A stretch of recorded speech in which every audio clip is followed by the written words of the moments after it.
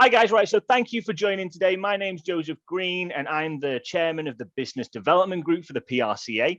I'm also one of the business development specialists at EasyShip, and today we're going to be joined with Craig, who's one of the business development experts and e-commerce kind of specialists and gurus at EasyShip, where he's going to talk us through the title of the event today. So, how to grow your business and the importance of e-commerce and international shipping. So I'm going to hand over, but just a bit of admin and housekeeping. Thank you for joining. If you've got any questions, feel free to post them in the comment section. If you're watching afterwards, do the same and we'll get back to you. And I'll hand over to Craig. Craig, maybe just give a quick introduction, go through this, and then we'll have a Q&A at the end. So thanks for watching, guys. And yeah, let's get into it. Yeah, thanks for the introduction, Joseph. Yes, hi, everyone. As Joseph mentioned, my name's Craig. I work on the business development team here out of the UK in London with EasyShip. I've been with the business now for going on nearly 8 months. It's been very, very exciting times, especially with everything going on recently in the world. It's been, a big focus on how popular e-commerce really has become and the growth in the e-commerce market space, which is what I'm going to be talking about today.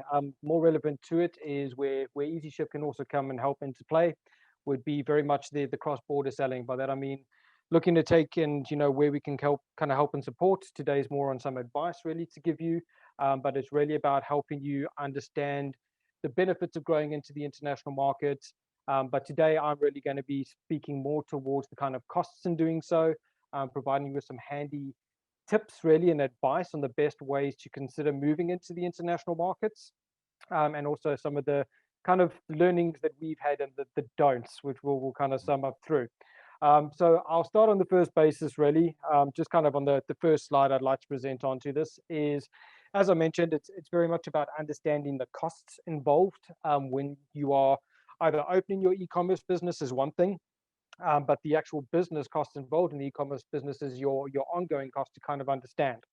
As you can see here, there's a few different brackets or buckets that these could filter into, shipping, of course, being one of them, your marketing, production, and then, kind of the hosting, maintaining of your e-commerce store. Obviously, more relevant to what I'll be talking today as the one to highlight is, as you can see, as an average on the business and, the general kind of background and investigation homework we've gone and done, the average business is spending between 50 or 20% of their kind of outgoing business costs on shipping alone, which if you do think about it, can be quite a scary amount, one fifth of your overall outgoing costs being spent. But ultimately, I'm going to start breaking these down now into a bit more detail of where these shipping costs come from, and what you could expect the shipping costs to be involved of. And then I'll go into a bit of detail as where we can kind of start helping you think about where you can save money around these. So if we were to think, first of all, about your main shipping costs involved and to break down, as as we wish we could say to you, a shipping cost is just one thing, getting the item from yourself to your customers. But there are different areas where this can be broken down, especially with international shipping. So the first would be your shipping related charges. So included into shipping costs, these can be broken down into further elements. These could be, for instance, things like fuel surcharges that the couriers might add on top for their ground transportation to get the packages across to your customers. Even also down to residential surcharges. There might be certain zip codes or postcodes which are more difficult for the actual delivery drivers to get to. So additional charges can be charged on top of that with your shipping charges. We then have things like your parcel handling related charges. This is more relevant again for your international shipping, especially if you are claiming taxes and duties up front or whether it's been done afterwards. There can be parcel handling related fees involved. This could be, the courier applying a fee to providing the admin done for you up front before it clears through customs at the destination country, also down to any kind of brokerage charges that can be applied as well. We then obviously have to look at the main one, which is very important, and again, something EasyShip really helps out with, is the understanding of the taxes and duties. Each country has different regulations and different duty and tax costs.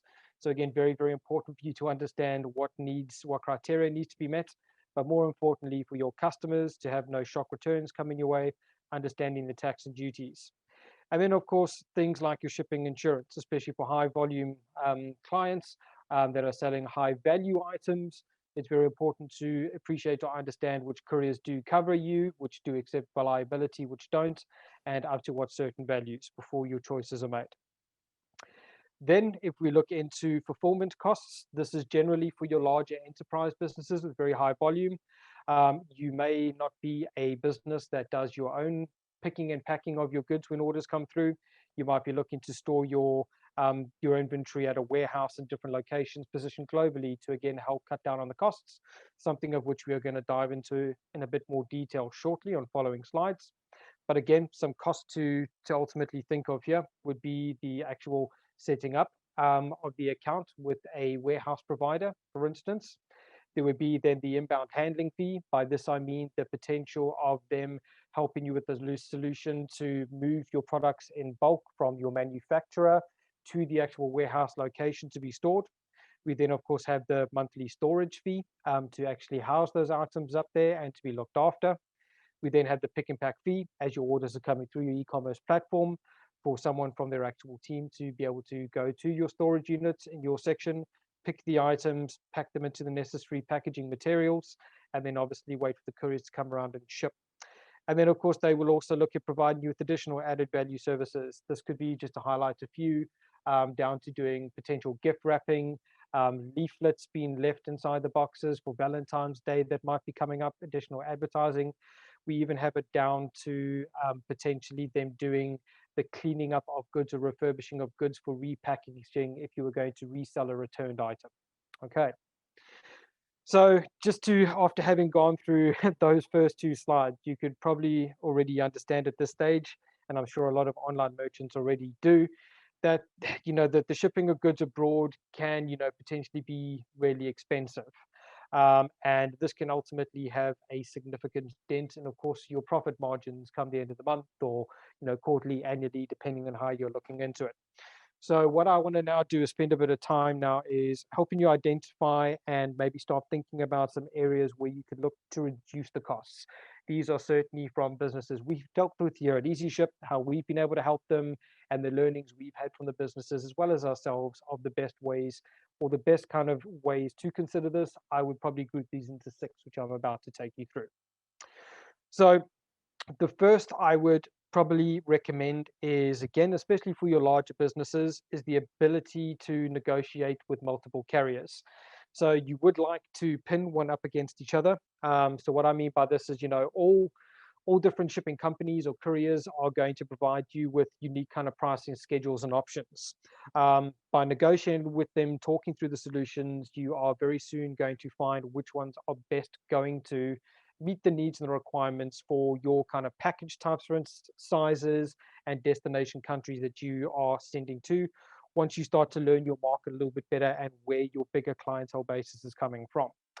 So, if you are shipping often, as I mentioned, for the high volume businesses, trying to negotiate lower rates with multiple carriers to see which one best works with you will ultimately in the long run save you money.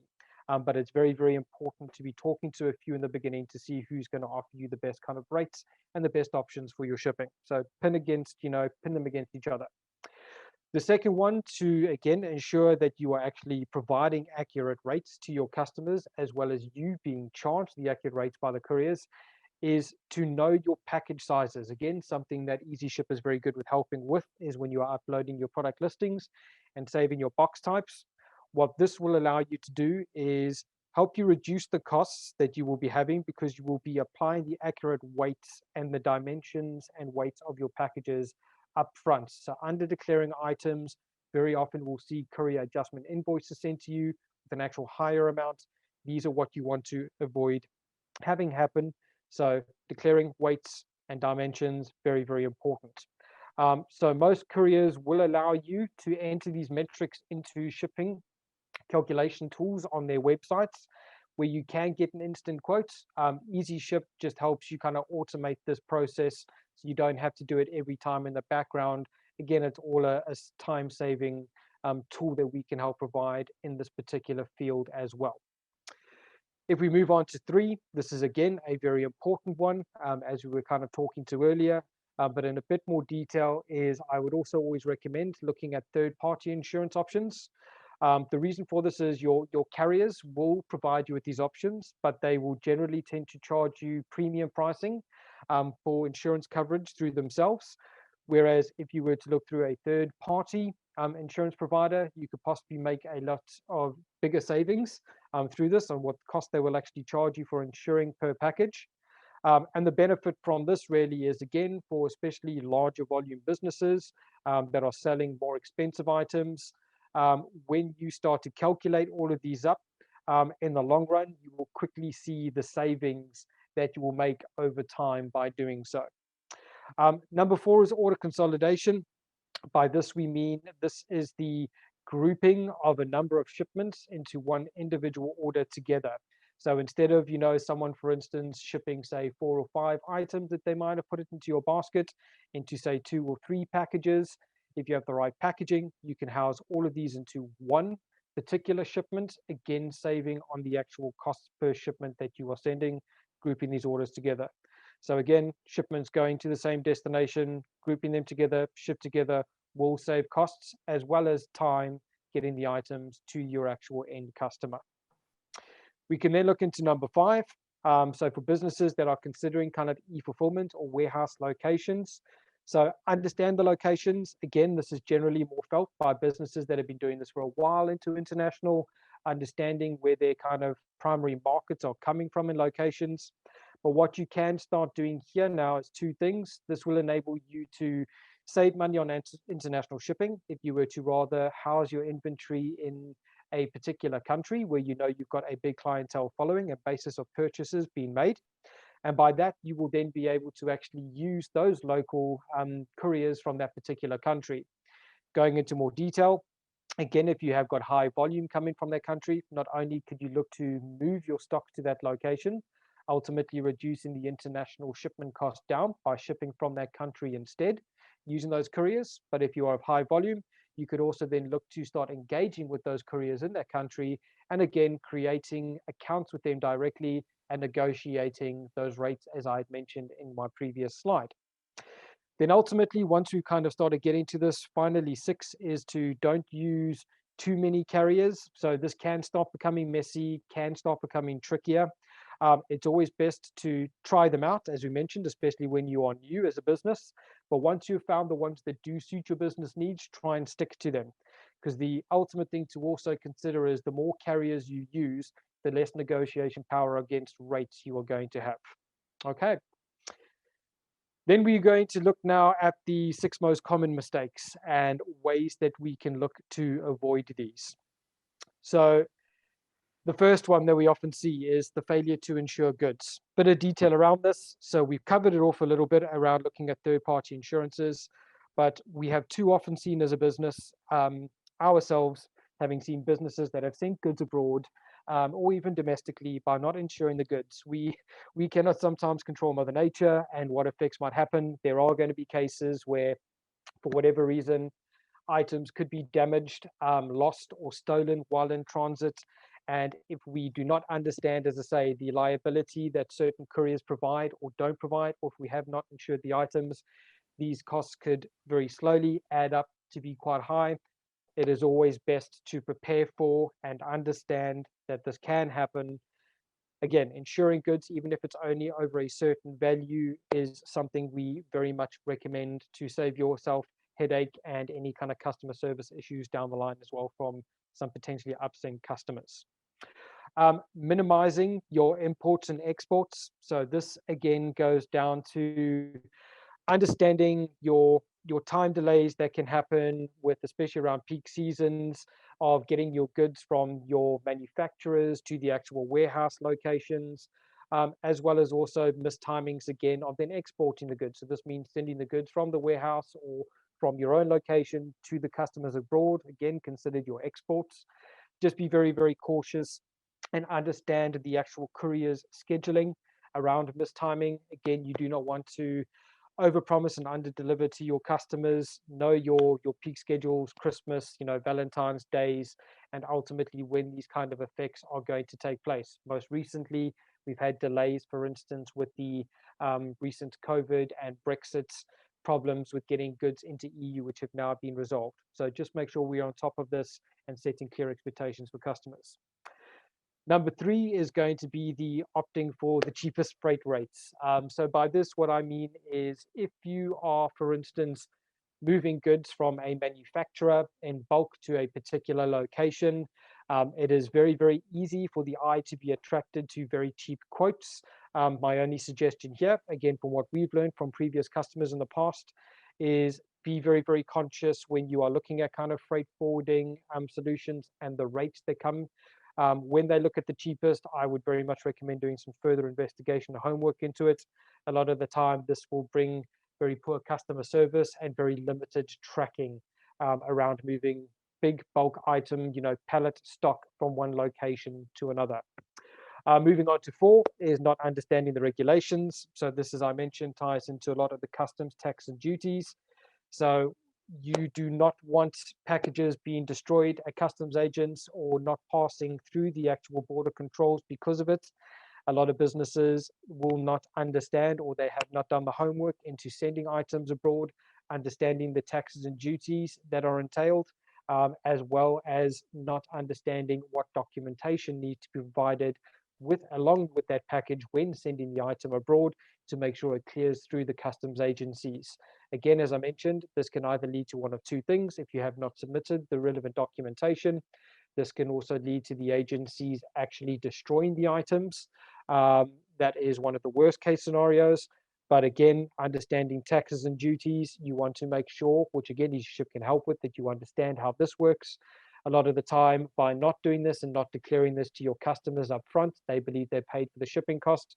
But if you aren't also informing them of the potential taxes and duties that will need to be paid upon delivery, this will often result in the customer refusing the package and the item being returned to you. Number 5 would be incorrectly packed goods. This one doesn't require too much detail. We just recommend, especially around fragile or very expensive items, just making sure that you are packing the item very well.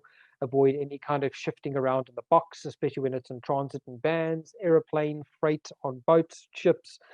Packages can shift within the boxes, and if you have not packed them properly, they can be accessible to damage. Again, I'm pretty sure from a customer service level, the last thing you'd want is your customer to receive a damaged package and then potential, insurance claims later. If you can avoid that, purely just by making sure you're using the right packaging and it is well packaged to avoid any kind of shift in the beginning, that would just save you the headache later on down the line. And then lastly, this kind of ties into number 4, is also not using the right labeling. So just be careful of when you're printing off your shipping labels, the way you're printing them off, that the information on the shipping label is very, very clear. The ink is nice and dark and clear. This is printing off the barcode labels. And again, any relevant commercial invoicing or, dangerous goods documentation, depending on the product you're selling, is being labeled and shown on the box as well. Again, this can delay, especially for cross-border selling internationally. This can cause severe delays at the customs agencies as well before your packages go through. Again, these are all just relevant to make sure you can make the process of shipping from your location to your customer abroad as smooth as possible. Following that, I am ready for any questions. Perfect. Thanks for that, Craig. So I've had a few questions come in. We were speaking about this before. The main one that I think has kind of affected this situation quite a lot is Brexit. So one of the questions that we've got is, have you seen, or has EasyShip kind of seen a change since Brexit? Has Brexit affected this whole international shipping thing? So Brexit has had an effect on international shipping, especially, of course, yes, into Europe from the UK and vice versa. But ultimately, from EasyShip side, the one good side is we are certainly set up to help businesses maintain that level of service to their customers within Europe. Things have become a bit trickier. There is more documentation required. There are more regulations to meet. But ultimately, long story short, yes, there has been an effect. Businesses are, battling to understand what needs to be done and what regulations they need to follow. EasyShip, however, as a big benefit, can help you do that. A lot of it is automated. You don't have to worry. We take that headache away. I would certainly recommend, if you are unsure of how it works, get in touch with us. We'd happily walk you through a demonstration to explain how we cover off all potential scenarios for you. Perfect, perfect. And then I've just got one more question, just been sent in. So this is essentially, so you mentioned about, so that's great about understanding, sort of how the EasyShip can help with changes since Brexit, especially if you're an established business.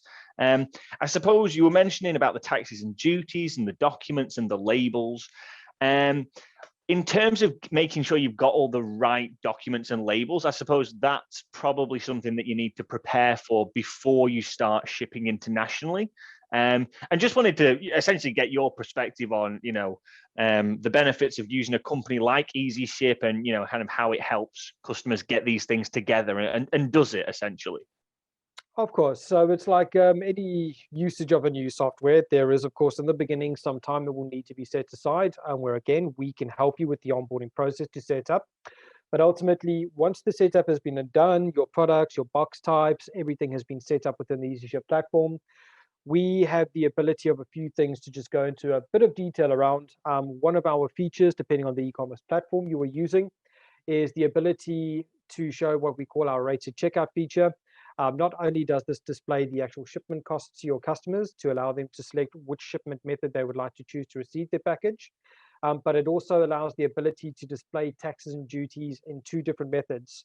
So again, it's about being very, very transparent to your customers, even at checkout, so they can understand that there are taxes and duties involved or may be involved, of course, depending on the particular country's threshold. But our system will automatically do this for you. You don't have to set it up. Or once we have set up that initial part with you, it will automatically start displaying this to your customer. So the different methods that can be displayed to your customer at checkout could be what we call the DDU method, which stands for delivery duties unpaid, and then the DDP method, which is delivery duties paid. So regarding your customer, giving them the relevant information to understand if the taxes and duties are already included in the cost, or if there are going to be taxes and duties expected to be paid as an estimate when the package arrives. All about transparency before that happens. Avoid your customers or miscommunication with your customers when the package arrives. We can help you actually advertise and show that to them in advance. Then to your question really around the documentation, our platform is designed to take all of that headache away from you. This comes down to, depending on the item category, as long as you are declaring the item category correctly of the product that you are sending, this will show up in the commercial invoicing that is automatically generated from our platform. It understands the destination country. It understands the product that is being sent, the value of the product. We will automatically generate that commercial invoice for you. The shipping label, quite literally, all you have to do is click print. We have then in the background for you done all the other necessary background to make sure that you follow the regulations, that the paperwork is filled out correctly, and that the relevant paperwork is there. We pull all of that information. You click the print button, shipping label comes out, all necessary documentation. You are confidently able to then ship your item abroad. Perfect, perfect. Well, one final question. One always sneaks in at the end. So EasyShip, they can help you with all the documentation, all that kind of stuff. That's great. In terms of like integrations, this question is essentially asking if EasyShip integrates into kind of Shopify and other kind of sites like that. Does it work like that?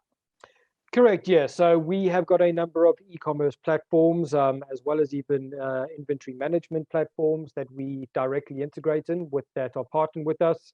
So just to give you a few off of an e-commerce platform basis, yes, Shopify is one of them. We have the likes of BigCommerce, WooCommerce, Etsy, even into the likes of your eBay and your Amazon as well.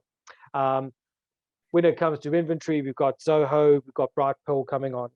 So there are quite a few that we already have the integrations built for. However, if it is your own kind of platform that you're built to or looking to integrate, this does not mean that it cannot work.